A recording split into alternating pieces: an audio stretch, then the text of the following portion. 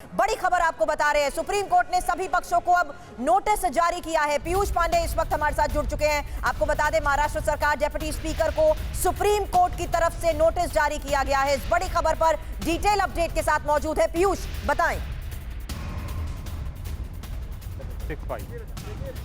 जी रश्मि, देखिए, सबसे पहली बात यह है कि सुप्रीम कोर्ट ने एक अहम सवाल पर नोटिस जारी किया है। डिप्टी स्पीकर को नोटिस जारी किया है, जिसमें ये पूछा है कि कब आखिर विधायकों की ओर से उनको योग्यता पर सवाल उठाया गया था और कब उन्होंने विधायकों को योग्यता को लेकर के नोटिस जारी किया है।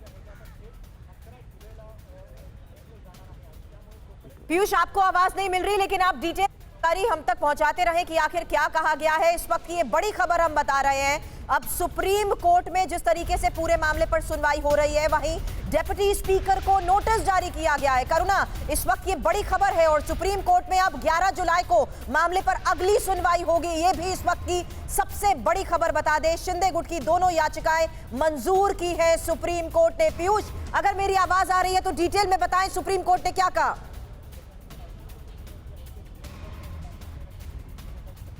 पीयूष, आप तक आवाज पहुंच पा रही है?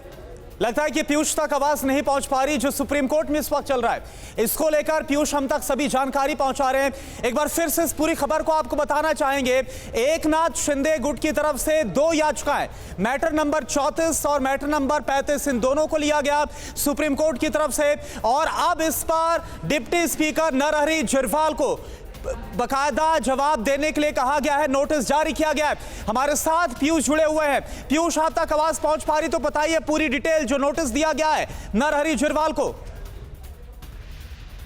देखिए, सुप्रीम कोर्ट ने क्या नोटिस जारी किया गया है, इसके बारे में डिटेल जो है हमारी जनता को बताएं, दर्शकों को बताएं कि क्या सुप्रीम कोर्ट ने पूरे मामले को लेकर कहा है। देखिए, सबसे अहम बात यह है कि डिप्टी स्पीकर से ये पूछा गया है सुप्रीम कोर्ट की ओर से कि आखिर उनको कब विधायकों ने मोशन जारी किया, यानी कि उनकी पद की योग्यता पर सवाल उठाया। जो नोटिस जारी किया गया उसकी पूरी डिटेल देने के लिए हमारे साथ मौजूद है। लेकिन आपको बता दें, जो 2 याचिका दायर की गई है एकनाथ शिंदे गुट की तरफ से, एक जिसमें कहा गया है कि जान को खतरा है, लगातार जो बागी विधायक है, एक उसको लेकर याचिका, और साथ ही अयोग्य ठहराने को लेकर जो नोटिस दिया गया डिप्टी स्पीकर नरहरि झिरवाल की तरफ से, इसके खिलाफ इसको चुनौती देते हुए सुरभि जवाब देने को कहा गया है। बड़ी खबर इस वक्त हम बता रहे हैं, शिंदे की याचिका पर अब डिप्टी स्पीकर, महाराष्ट्र सरकार, पुलिस और केंद्र को नोटिस दिया गया है। 11 जुलाई को मामले की सुनवाई होनी है। कुंदन नजर बनाए हुए थे अंदर किस तरीके से सुप्रीम कोर्ट पूरे मामले पर संज्ञान ले रहा था। साथ ही पीयूष पांडे भी हमारे साथ हैं। आप दोनों एक एक डिटेल बताएं, क्योंकि बड़ी खबर इस वक्त यही आ रही है कि इस शिंदे की याचिका पर अब डिप्टी स्पीकर के साथ साथ महाराष्ट्र सरकार और पुलिस और केंद्र को भी नोटिस सर्व किया गया है। निश्चित रूप से, और राजीव धवन ने इस बात को एक्सेप्ट किया था कि 34 विधायकों की तरफ से जो एक मोशन जारी किया गया था, उस मोशन की प्राप्ति जो है सचिवालय को मिली थी। हालांकि उसने इस प्रक्रिया पर सवाल खड़ा करते हुए कहा था कि वो ईमेल के जरिए भेजा गया था। बावजूद इसके जो कोर्ट की तरफ से एक तरह से नोटिस सबको जारी किया गया है, और इस पूरे मामले पर कब कब किस किस तरीके से है, एक क्रोनोलॉजी की तरफ से जरूर दर्शकों को बताएं पीयूष। जी देखिए, सबसे अहम बात यह है कि सवाल यहाँ पर खड़ा हुआ कि जो डिप्टी स्पीकर हैं, जब उनके पद पर सवाल खड़ा हो गया, तो ऐसी स्थिति में क्या वो विधायकों की योग्यता पर सवाल उठा सकते हैं या उसकी प्रक्रिया को शुरू कर सकते हैं। तो इस स्थिति में डिप्टी स्पीकर से ये जवाब मांगा गया है कि उनको कब विधायकों की ओर से मोशन भेजा गया, यानी कि एक तरह का लेटर भेजा गया, जिसमें ये कहा गया कि वो डिप्टी स्पीकर पद पर बने रहने के योग्य नहीं हैं और 34 विधायक उनके खिलाफ मोशन पास कर रहे हैं। और इसके बाद जब ये मोशन वहाँ पहुँच गया, भले ही ईमेल से पहुँचा हो या किसी भी ज़रिए से पहुँचा हो, इस पर डिप्टी स्पीकर के वकील सवाल खड़ा कर रहे थे। लेकिन इसी के बाद डिप्टी स्पीकर की ओर से विधायकों को उनको अयोग्य करार देने के लिए एक नोटिस जारी किया गया, और इस नोटिस के खिलाफ वो सुप्रीम कोर्ट पहुंचे थे। तो सबसे अहम जो जवाब है वो सुप्रीम कोर्ट ने डिप्टी स्पीकर से मांगा है। इसके अलावा पूरी जो क्रोनोलॉजी है उस पर महाराष्ट्र सरकार से, केंद्र सरकार से, 3 दिन के भीतर जवाब तलब किया गया है और अब अगली सुनवाई जो है वो 11 जुलाई को इस मामले पर होगी। कहीं ना कहीं डिप्टी स्पीकर जो है इस पूरे मामले में एक तरह से लपेटे में आते हुए दिख रहे हैं, क्योंकि विधायकों की ये दलील है शिंदे गुट की कि 21 तारीख को हमने उनको नोटिस दिया, 24 तारीख के बाद उन्होंने जो है हमसे जवाब मांगा। जवाब मांगने के लिए भी 2 दिन का समय दिया जाना चाहिए था, जबकि 7 दिन या 14 दिन का समय दिया जाना चाहिए था, हमें उन्होंने सिर्फ 2 दिन का ही समय दिया। तो डिप्टी स्पीकर के जो सवालों के ऊपर जिस तरह से सवाल खड़े किए जा रहे थे, उस पर सुप्रीम कोर्ट की तरफ से डिप्टी स्पीकर से जवाब मांगना, ये कहीं ना कहीं एक तरह से कह सकते हैं कि राहत भरी खबर है शिंदे गुट के लिए। जी बिल्कुल, देखिए सबसे अहम बात यह है कि इस केंद्र बिंदु में पूरे मामले में जो डिप्टी स्पीकर हैं वो भूमिका में हैं और वो नोटिस जारी कर सकते थे विधायकों को या नहीं कर सकते थे। इस स्थिति से पहले सुप्रीम कोर्ट ये स्पष्ट करना चाहता है कि जो दस्तावेज हैं, आखिर दस्तावेज पर सवाल उठाया गया कि विधायकों की ओर से ईमेल पर नोटिस जारी किया गया, ईमेल पर मोशन किया गया और वो वैध नहीं है, वो एक तरह से कानून सम्मत नहीं है, प्रक्रिया के अनुरूप नहीं है। तो इस स्थिति में सभी जो क्रोनोलॉजी है, डेट्स हैं, वो सारी डिप्टी स्पीकर से मांगी गई हैं कि आखिर कब उन्हें नोटिस प्राप्त हुआ विधायकों का और कब उन्होंने विधायकों को नोटिस जारी किया।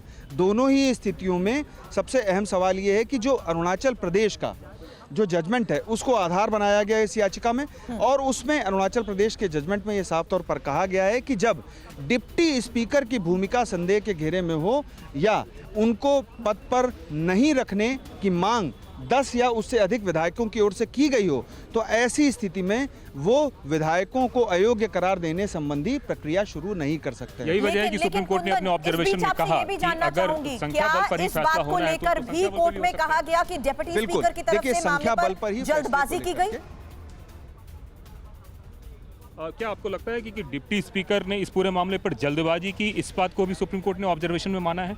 जी बिल्कुल, सुप्रीम कोर्ट ने इस मामले में ये ऑब्जर्व किया है कि ऐसा लगता है, ऐसा प्रतीत होता है कि जो डिप्टी स्पीकर हैं उन्होंने इस मामले में जल्दबाजी की, क्योंकि उनकी ओर से 2 दिन के भीतर जवाब तलब किया गया था और एकनाथ शिंदे के गुट की ओर से जो वकील पेश हुए थे, उनकी याचिका को जो रख रहे थे, परसू कर रहे थे कौल साहब, उन्होंने साफ तौर पर कहा कि ऐसा प्रक्रिया में बिल्कुल नहीं है कि 2 दिन के भीतर विधायकों से जवाब तलब कर दिया जाए और वो भी उस पर कि जब उन्हें अयोग्य करार दिया जा रहा है या अयोग्य करार देने की प्रक्रिया शुरू की जा रही है उन विधायकों से जिन विधायकों अच्छा, लेकिन कुमार कुंदन मैं चाहूंगा कि आप इसका भी जिक्र करें है कि दोनों कुमार कुंदन मैं चाहूंगा आप इसका भी जिक्र करें, क्योंकि जिस मेल का बार बार जिक्र हो रहा है इस पर महाराष्ट्र सरकार की जो वकील है सिंघवी, उनकी तरफ से इस दौरान यह भी जवाब रखा गया सामने कि जिस मेल का जिक्र है वो वेरीफाइड नहीं था, इसको आधार बनाया गया। मैं चाहूंगा इसका आप जिक्र करें, इस पर आप पूरी डिटेल दें।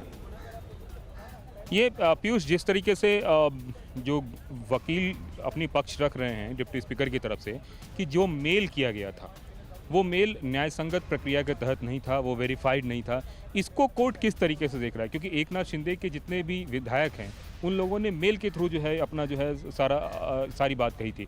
तो क्या ये जो मेल वाली प्रक्रिया है ये वेरीफाइड है या नहीं है, या इस तरह की बातें को कोर्ट किस तरीके से देख रहा है?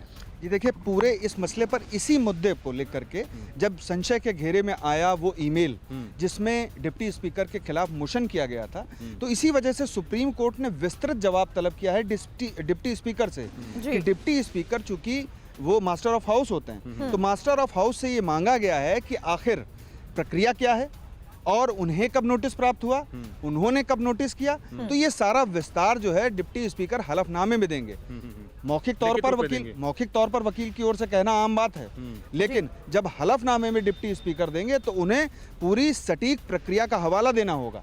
ऐसे में ईमेल मान्य है या नहीं है, व्हाट्सएप मान्य है या नहीं है, या इसके अलावा किस तरह की कागजी कार्रवाई होती है, ये सब कुछ डिप्टी स्पीकर को यानी बड़ी खबर इस वक्त पीयूष आप ये दे रहे हैं, कुमार कुंदन ये दे रहे हैं कि अब सुप्रीम कोर्ट ने डिप्टी स्पीकर कार्यालय के सभी रिकॉर्ड्स मांगे हैं।